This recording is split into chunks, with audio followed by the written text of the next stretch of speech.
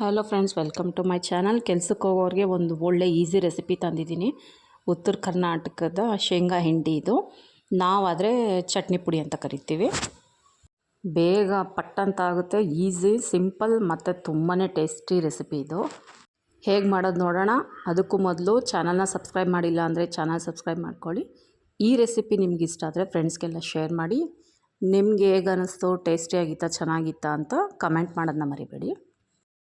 ಎಷ್ಟು ಬೇಕು ಕಡಲೆಕಾಯಿ ಬೀಜ ನೋಡಿಕೊಂಡು ಮೀಡಿಯಮ್ ಫ್ಲೇಮಲ್ಲಿ ಚೆನ್ನಾಗಿ ಫ್ರೈ ಮಾಡ್ಕೊಳ್ಳಿ. ಬಿಸಿ ಇದ್ದಾಗಲೇ ನೀಟಾಗಿ ಹೊಟ್ಟೆಲ್ಲ ತೆಗೆದುಬಿಡಿ. ಮತ್ತು ಬಿಸಿ ಇದ್ದಾಗಲೇ ಮಿಕ್ಸಿ ಜಾರ್ಗೆ ಹಾಕ್ಕೊಂಡು ಒಂದು ಬೆಳ್ಳುಳ್ಳಿ ಒಂದು ಹಿಡಿಯಷ್ಟು ಹಾಕ್ಕೋತಾ ಇದ್ದೀವಿ. ಸ್ವಲ್ಪ ಬೆಳ್ಳುಳ್ಳಿ ಜಾಸ್ತಿನೇ ಹಾಕ್ಕೊಂಡ್ರೆ ಟೇಸ್ಟ್ ಚೆನ್ನಾಗಿರುತ್ತೆ. ಅದನ್ನು ಸಿಪ್ಪೆ ಬಿಡಿಸಿದ್ದೀವಿ. ಮತ್ತು ಅಚ್ಕಾರದ ಪುಡಿ ಖಾರಕ್ಕೆ ಎಷ್ಟು ಬೇಕು ನೋಡ್ಕೊಂಡು ಅಷ್ಟು ಹಾಕ್ಕೊಳ್ಳಿ. ಮತ್ತು ರುಚಿಗೆ ಬೇಕಾಗಿರೋಷ್ಟು ಉಪ್ಪು ಅಷ್ಟೇ. ಇದನ್ನು ಇವಾಗ ಮಿಕ್ಸಿ ಜಾರ್ಗೆ ಹಾಕಿ ತರ್ತರಿಯಾಗಿ ರುಬ್ಬಬೇಕು, ನುಣ್ಣಗೆ ರುಬ್ಬಾರ್ದು.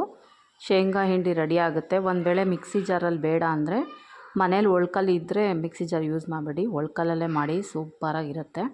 ಮನೇಲಿ ನೀವು ಒಂದು ಸಲ ಟ್ರೈ ಮಾಡಿ ಹೇಗೆ ಬಂತು ಅಂತ ಕಮೆಂಟ್ ಮಾಡಿ. ಈಸಿ ಅಲ್ವಾ? ಕೆಲ್ಸಕ್ಕೆ ಹೋಗೋರ್ಗಂತೂ ಈಸಿ ಇದು.